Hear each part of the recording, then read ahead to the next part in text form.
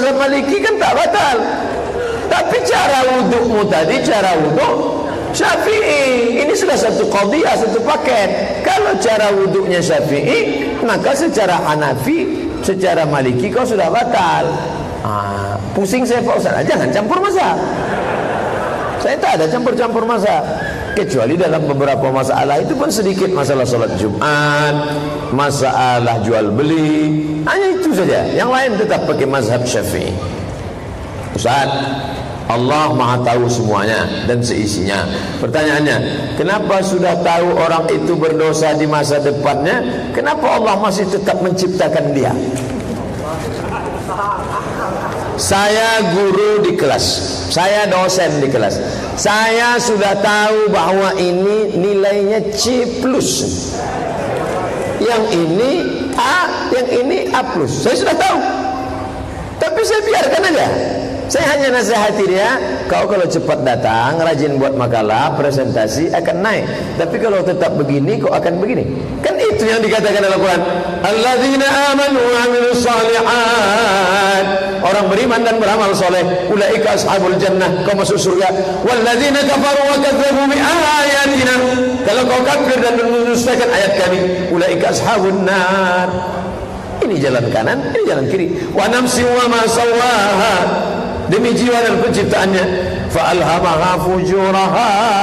Ini jalan fujur, wa taqwaha. Ini jalan baik. Kita berada di simpang jalan. Nih, anak-anak muda malam ini tadi kan di simpang jalan. Pergi pengajian atau karaoke, pergi pengajian atau karaoke, pergi pengajian atau karaoke, pergi pengajian. Bro, kita ngaji malam ini ke Universitas Tanjung Pura. Ayo.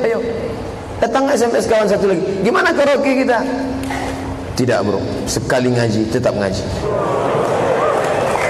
Begitu. Maka pilihanmu tepat. Ada saatnya kau memilih. Jadi kita malam ini gak jadi pergi. Tidak, aku ngaji. Nanti aku yang bayar. Pulang dari sana kita ke sana. Inilah yang jadi masalah ini. Nah, maka ada saatnya memilih.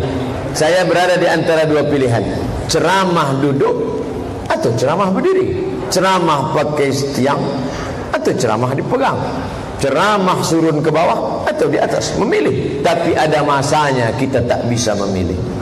Malaikat tidak pernah bawa kertas multiple choice. Abdul Somad, kau mau menjadi A, Arab, B, Batak, C, Cina. Kau pilih mana? Saya ditakdirkan Allah masuk ke dalam perut mak saya orang Melayu, maka saya jadi Melayu. Dan saya tak bisa komplain. Ya Allah, kenapa aku jadi Melayu? Aku mau rambutku pirang, mataku biru, kulitku putih. Balikkan aku balik. Tak bisa. Ingat, jangan sampai salah dalam masalah ini. Ini yang disebut Syekh Muhammad Ramadan Sa'id Al-Buti dalam kitabnya Al-Insan, manusia bainal musayyar wal mukhayyar. Ada saatnya kau memilih, tapi ada saatnya kau dipilihkan. Malam ini untuk datang kemari pengajian, memilih atau dipilihkan? Memilih. Minum kamput atau minum air zam-zam, memilih atau dipilihkan? Memilih. Makanya ketika ada orang zaman Umar bin Khattab minum kamput. Mana ada kamput dalam zaman Umar? Khamar. Minum khamar. Selesai minum khamar dicambuk. Hukuman minum khamar cambuk 40 kali cambuk. Ketika dicambuk dia, kata dia, kenapa saya dicambuk? Ini kan takdir Allah. Maka kata Umar bin Khattab, tambah lagi cambuk. Kenapa? 40 kali sebagai hukuman karena minum khamar, bonus karena bicara takdir tanpa ilmu.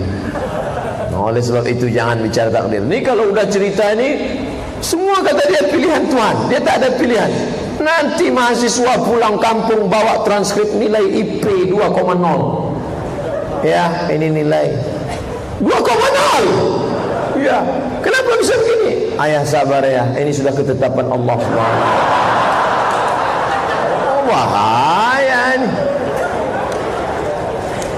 Kita komitmen Universitas Tanjung Pura masuk jam 7.30, paling lambat jam 8. Datang mahasiswa gontai santai jam 8.30. Kok kenapa? Bapak jangan marah-marah Pak, ini sudah ketetapan Tuhan. Saya harus bangun jam segini. Antuk kan kepala ke dinding. Biar lurus urat-urat kepala. Ada orang-orang ini koslet isi kepala ya. Apa hukum berhaji dengan uang pinjaman bank? Kalau berbunga riba, kalau tak berbunga tak riba. Pak Haji, pinjamlah, bapak kan dah bolak-balik pergi haji. Ya, aku mau berangkat haji bulan depan, pinjamlah uang bapak 30 juta. Boleh tak berangkat dengan uang pinjaman? Atau mau berkurban, pinjamlah duit 2,5 juta, aku mau berkurban.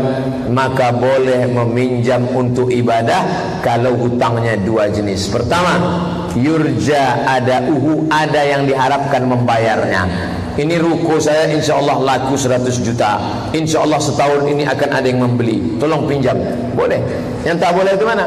Pak, minjam duit Pak, saya mau pergi. Apa yang kau bayar? Kuserahkan pada Allah SWT.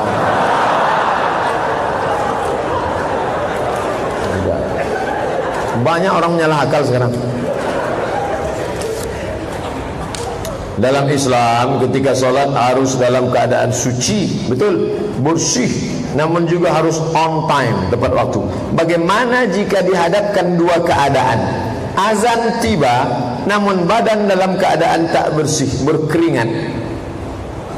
Mana yang harus kita dahulukan? Kebersihan badan atau sholat? Keringat bukan najis. Suci dari hadas dan khawas. Suci dari hadas dan najis. Apa beda najis sama hadas? Hadas tak nampak. Mana contohnya? Kentut. Kentut tak nampak. Tak nampak kalau kentut mukanya hitam, kalau tak kentut itu biru. Itu hadas namanya. Kalau najis nampak. Najis itu nampak dia, kotoran nampak. Adapun keringat, antum berkeringat, habis ngantri naik bis, naik oplet, naik angkot, kena panas, berkeringat. Azan, Allahu Akbar, Allahu Akbar. Ambil wudu, sholat. Keringat bukan najis. Yang najis baru bernajis Pak Ustadz gimana? Kain. Makanya adik-adik mahasiswa bawa kain sarung. Mana-mana bawa kain sarung. Gunanya mana tahu kemalaman tidur di masjid bisa jadi selimut. Mana tahu pergi kemana camping outbound banyak nyamuk bisa jadi kelambu. Celana kena najis bisa jadi alat sholat. Makanya dulu kalau kita bertamu ke rumah makcik, boleh numpang sembahyang makcik? Ya, tunggu sekejap ya. Habis itu dia bawakan dua biasanya, peci sama kain sarung. Kenapa? Karena dia tahu mungkin buang air kecil tadi terpercik, najis, kotor. Keringat tidak najis. Untuk adik-adik, bapak-bapak, fikih Islam sederhana, tipis. Fikih Islam Sulaiman Rashid. Sulaiman Rashid orang Lampung, dapat gelar S1 Al-Azhar, syahadah alamiah tahun 1935. Simple untuk memahami, rukun, syarat, wajib, sunat, makruh, mubah. Fikih Islam Sulaiman Rashid, fikih mazhab Syafi'i. Simple, kata pengantar Buya Hamka. Bagaimana tanggapan Ustadz mengenai guru yang menyuruh anak muridnya menunda sholat alasan menyelesaikan presentasi kelas? Mohon penjelasan dan jalan keluarnya. Ini pasti bukan SDIT dan SMPIT yang kita bicarakan tadi. Ini gurunya pasti sekuler liberal ini. Ini pasti gurunya kalau kita diajak bicara di lokal, Pak Ustadz, Pak Guru, dalam Quran katanya manusia itu dari nutfah berubah menjadi alaqah, berubah. Jangan bawa-bawa Quran, kita sedang biologi. Otaknya dibagi dua, sebelah biologi, sebelah Quran. Udkhulu fis-silmi kaffah. Masuklah kau ke dalam Islam secara total, all out, kaffah. Jangan potong-potong. Makanya kalau ada sekolah Islam, guru biologi tapi bicara Islam, guru matematik tapi bicara tentang Al-Khawarizmi, guru fisika tapi bicara tentang Ibnu Sina. Nah, ini sejalan. Ini yang disebut dengan integrated kurikulum, integrasi. Jangan sampai ini ada orang medis hebat kedokteran tapi tak tahu Quran, ini orang hebat Quran tapi tak tahu medis. Maka diintegrasikan antara sains dengan Quran. Agama tanpa sains lumpuh, sains tanpa agama buta. Agamanya hebat, tapi tinggal ilmu pengetahuan, lumpuh, lemah. Agamanya tak ada, tapi hebat sains teknologi, buta. Umat Islam sekarang buta dan lumpuh. Agamanya jahil, teknologi ketinggalan. Nauzubillah. Nah, makanya guru-guru kita sebagai pendidik, saya kan guru matematik, saya kan guru biologi, bukan guru agama Islam. Kita semua adalah guru, digugu dan ditiru. Anak-anak sudah masuk waktu sholat, kita break sholat di masjid. Sekolah kami tak ada masjidnya, ada suraunya, ada musallanya. Pendidikan agama, tidak ada solusi kecuali balik kepada pendidikan agama. Sikap seorang muslim menghadapi perbedaan yang terjadi dalam agama Islam, gimana sikap dia Pak Ustaz? Besok sama-sama sholat subuh, NU sholat subuh, Muhammadiyah sholat subuh, Al-Wasliyah sholat subuh, Perti sholat subuh, semua sholat subuh, sepakat semuanya sholat subuh. Tapi dalam pelaksanaannya, Muhammadiyah tidak pakai kunut, NU pakai kunut. Muhammadiyah tidak pakai usolli, NU pakai usolli. Nah, bagaimana sikap saya Pak Ustaz? Selama ada dalilnya, tak boleh menyalahkan.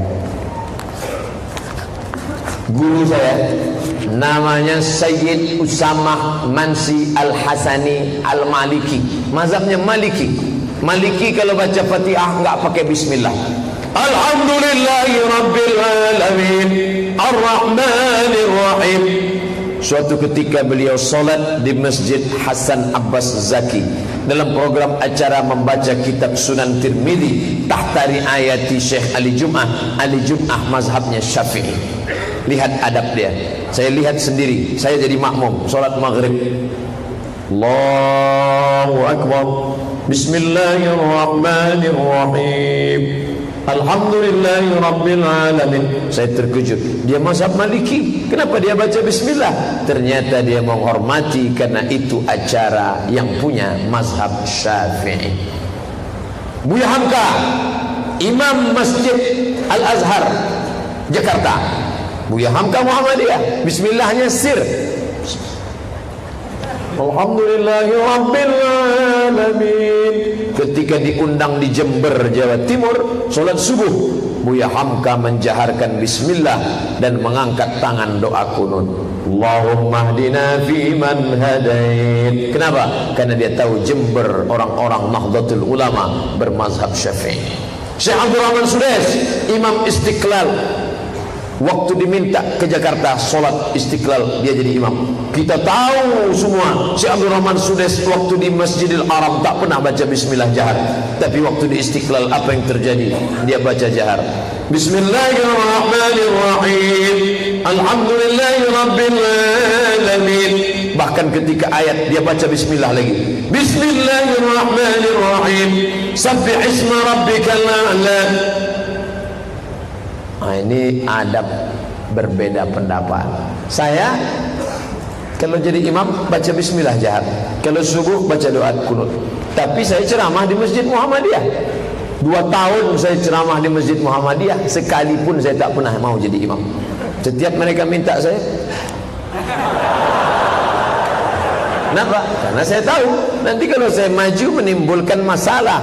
Di mana letak masalahnya? Kalau saya baca bismillah, Bismillahirrahmanirrahim, itu masjid punya Muhammadiyah. Kata orang Muhammadiyah, loh Ustaz kok tak ikut kami?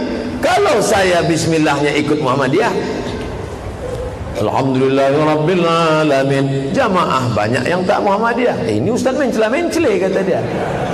Ini Ustaz pelintar-pelintar kata dia. Karena dia tak paham masalah fikih. Yang paling enak jadi makmum. Mau berbunyi bismillahnya, mau tak berbunyi, mau bismillah silent, mau bismillah jahar, selama baca Fatihah sah. Yang tak sah itu Allahu Akbar, qul huwallahu ahad, baru tak sah. Berbeda pendapat dalam satu masalah fikih. Enak jadi makmum, makanya saya lebih ingin jadi makmum. Tadi diminta jadi imam, grogi, lupa baca takbir. Apa perbedaan nasib dengan takdir? Nasib bahasa kita diambil dari bahasa Arab. Nasib artinya bahagian, jatah. Ini jatah ente, ini jatah ente. Makanya orang Arab mengatakan hadza nasibi, ini nasib saya. Takdir artinya ketetapan. Ini nasib saya, ini ketetapan saya. Motornya dikunci stang, ban depannya digembok, ban belakangnya diikat pakai rantai besi ke Batang Pinang. Begitu pulang acara, sama-sama pinangnya dicabut. Maka ini sudah di luar kendali. Kita berkata hadza nasibi, ini bagianku. Qaddarallah takdir. Jangan berkata kalau. Karena kalau itu pintu setan masuk. Kalau kau pakai kalau sekali kalau disusul kalau maka kau akan duduk di pinggir jalan sambil tersenyum. Kalaulah kemarin aku tambah gemboknya, kalaulah kemarin aku tidak pergi, kalaulah kemarin aku tidak ikut, kalaulah kemarin aku kontrol, kalaulah kalau. Makanya qaddarallah, kalau sudah terjadi takdir Allah. Tapi setelah usaha, makanya digembok. Pulang ke rumah, simpan dalam laci, lacinya digembok, lacinya dalam lemari, lemarinya digembok, lemarinya dalam kamar, kamarnya digembok, kamarnya dalam rumah, rumahnya digembok, rumahnya dalam komplek, kompleknya digembok. Kebakaran,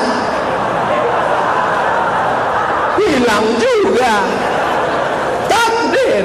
Tapi setelah usaha, istrinya dijaga, jilbabnya panjang, pakaiannya tertutup, wajahnya ditutup, orang tidak lihat, hilang juga dia. Apa boleh buat? Ini sengaja dibukakan, nampak orang, ya orang tertarik, di peletnya hilang.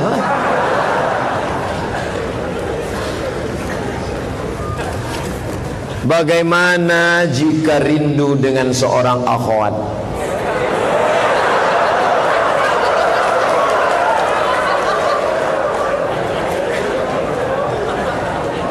Naik atau tidak naik, itu pilihan. Naik atau tidak naik, itu pilihan. Ke kiri atau ke kanan, itu pilihan. Saya ke kiri atau ke kanan, itu pilihan. Tapi mencintai atau tidak mencintai bukan pilihan. Ingat itu. Suka atau tidak suka bukan pilihan. Karena cinta tak bisa memilih. Yang menjadi masalah, ini saya tidak mau menyesatkan. Jangan mentang-mentang, kalau gitu aku nggak apa-apa ya. Yang menjadi masalah ketika dia sudah melompat menjadi tindakan. Bahwa cinta kepada istri orang bukan pilihan. Tapi mulai mencari namanya di FB, lalu melangkah kepada add friend, lalu minta confirm, lalu minta nomor HP, itu pilihan. Hati-hati, kejahatan terjadi bukan hanya karena ada niat dari pelaku, tapi juga karena ada kesempatan. Waspadalah. Nih, anakku, kau rindu kepada seorang akhwat karena kau nampak wajahnya, maka jangan pandang wajahnya, menunduklah. Makanya ketika ada mahasiswi bercadar diusir dari lokal, ngadu ke saya. Saya kebetulan sekretaris lembaga penjamin mutu. Karena mutu tak meningkat-meningkat, mengundurkan diri saya. Pak Ustaz, saya diusir dari lokal karena saya pakai cadar. Kamu berhak, ini hak prerogatif. Bagus mahasiswi pakai cadar. Saya kasih rekom, mengadu ke rektor. Dia menang. Dosen tak bisa melarang, bebas. Bagus mahasiswi pakai cadar. Kenapa? Karena menutup. Karena ada masanya ketika kau nampak wajahnya, hatimu tak bisa kau dustai. Dosen bagus kalau mahasiswinya pakai cadar, dia fokus mengajar. Ini nengok papan tulis saja. Memang cantik, asik ke situ aja. Bagus. Nah, maka kau hindari. Setan tak pernah mengajak engkau berzina, anak muda. Ayo berzina, dah. Makanya bunyi ayatnya, la tattabi'u khutuwati syaitan. Jangan kau ikut langkah-langkah setan. Langkah pertama, mata, pandang dia, pandang dia, pandang dia, pandang dia. Langkah kedua, senyum. Langkah ketiga, salam. Nazratun, pandangan. Fabtisamun, senyuman. Fakalam, fasalamun, salam, say hello, hai. Fakalamun, kalam. Famau'idun, janji. Faliqa'un, pertemuan. Setelah itu terjadilah apa yang terjadi. No free lunch, tak ada makan siang yang gratis. Akhirnya na'udzubillah, maka kau tutup pintu, namanya saddud dzari'ah, menutup pintu celah. Ustaz, boleh enggak saya SMS-an sama akhwat? Apa salahnya? Tapi itu pintu menuju ke yang lain. Tutup, buang nomornya, delete dia, campakkan sama-sama HP-nya sekali. Karena HP itu hadiah dari dia. Asal dipandang HP, nah ingat dia. Apalagi belum pula lunas. Bagaimana cara menghindar debat yang baik Pak Ustaz? Tidak kasar. Udu ila sabili rabbik, ajak orang ke jalan Allah. Bil hikmah, kata-kata yang santun, tak mempan. Wal mau'izatil hasanah, suri tauladan yang baik, tak mempan. Wajadilhum, debat dia. Billati ahsan, dengan cara yang baik. Datang Nabi Ibrahim, dihancurkan yang berhala, hancur. Diambilnya kampak, disangkutkannya ke berhala yang paling besar. Datang mereka, tangkap Ibrahim, sidang. Anta fa'alta hadza bi alihatina ya Ibrahim, engkaukah yang melakukan ini kepada Tuhan-Tuhan kami, ya Ibrahim? Apa jawab Ibrahim? Bal fa'alahum kabiruhum hadza, yang melakukan ini Tuhan yang paling besar. Fas'aluhum in kanu yantiqun, kalau kalian tak percaya tanya aja mereka. Ibrahim mengajarkan rasionalitas. Mereka panas. Orang kalau sudah kalah otak, yang main otot. Maka raja marah. Ibrahim, dengan otak kami kalah, sekarang dengan otot bakar dia. Kumpulkan segala kayu-kayu, bakar Ibrahim, masukkan dia ke dalam. Ibrahim dimasukkan ke dalam, baru datang mukjizat. Mukjizat datang belakangan, seperti polisi film India. Ketika dia akan dibakar, harriquhu, bakar dia. Apa kata Allah? Ya nar, hai api, kuni, jadilah engkau bardan, sejuk, wasalaman, selamat, ala Ibrahim. Inilah doa yang banyak dibaca jamaah haji.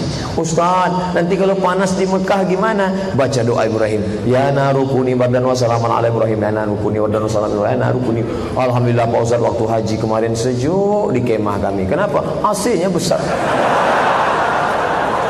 Panas dan sejuk bukan di badan tapi di hati. Berapa banyak orang rumahnya megah, mewah, tapi hatinya panas. Berapa banyak orang hidup sederhana, bersahaja, tapi hatinya sejuk. Karena lapang dan sempit, sejuk dan panas letaknya di hati. Lapangkanlah hati. Buktinya mana? Nih, nampaknya panas, sempit, tapi sejuk. Ustaznya lah sejuk, kipas berembus. Kami. Dari mana Ustaz tahu jamaah itu tak kepanasan? Saya sudah ceramah 1 jam 40 menit. Nih, dari mulai setengah 9, 20 menit lagi setengah 11, setengah 10, setengah 12, 2 jam. Jamaah tenang-tenang aja. Saya yang tak tahan. InsyaAllah tahan. Bagaimana caranya supaya selalu istiqomah berada di jalan Allah ketika banyak godaan duniawi yang datang Pak Ustaz? Yang pertama, sering-sering melihat orang sakit. Pulang dari sini jangan lupa singgah ke rumah sakit. Kalau security nanya, Bapak mau jenguk siapa? Semua yang sakit mau jenguk. Tengok, lihat di ruang kaca ICU, ICU. Apa artinya ICU? You don't see me. Aku bisa melihatmu tapi kau tak bisa melihat aku. Mana yang dulu gagah perkasa, mana yang dulu katanya orang kaya, mana yang dulu katanya puasa, saat terbaring di situ yang ada cuman suara.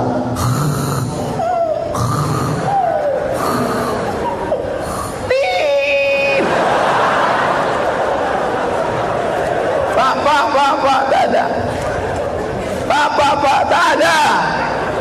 Tertulis di atas not responding, tak ada respon.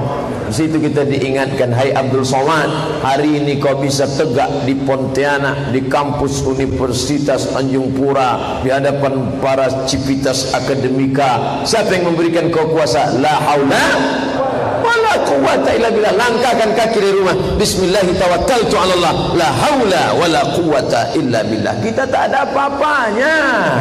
Apa yang disombongkan? Tengok orang sakit sekarang merasa ini semua gratis dari Allah. Afa khalaqnakum abatha? Apakah kau sangka itu sia-sia? Semua diminta tanggung jawab. Buah pinggang, jantung, nih jantung, paru-paru yang kau hembuskan dari Allah, yang kau tarik dari Allah, yang kau pakai milik Allah, yang kau pandang ini Allah. Kenapa kau sombong? Tak juga mempan tengok orang sakit, tengok orang mati. Maka kalau ada orang meninggal, buka penutup wajahnya, cium. Sesama laki-laki, perempuan jangan. Ciumnya bini orang, marah lelakinya. Rasakan sejuknya jasad. Saya cium jasad jenazah, sejuk. Mana yang dulu perkasa, janganlah mau disanjung-sanjung. Engkau digelar manusia agung, jasad terbujur keranda diusung. Lupa pula. Sadarlah diri, tahu diuntung, jasad terbujur keranda diusung. Makanya waktu saya sedang pergi ceramah bersama rombongan bapak-bapak pejabat, dari mikrofon masjid ibu-ibu main rebana. Janganlah mau disanjung-sanjung, engkau digelar manusia agung. Sadarlah diri, tahu diuntung, jasad terbujur keranda diusung. Dalam hati saya, kok berani ibu-ibu? Ini nampaknya enggak dapat APBD nanti nih. Itu sampai di masjid, mana grup nasib yang nyanyi tadi? Rupanya flash disk. Ada orang. Atutlah berani. Macam malam Idul Adha kemarin, takbir sampai jam 2 malam. Kok tak serak-serak ini? Masuk masjid, rupanya pengurus masjid lupa mati kan. Makanya di akhirat nanti banyak flash disk masuk surga.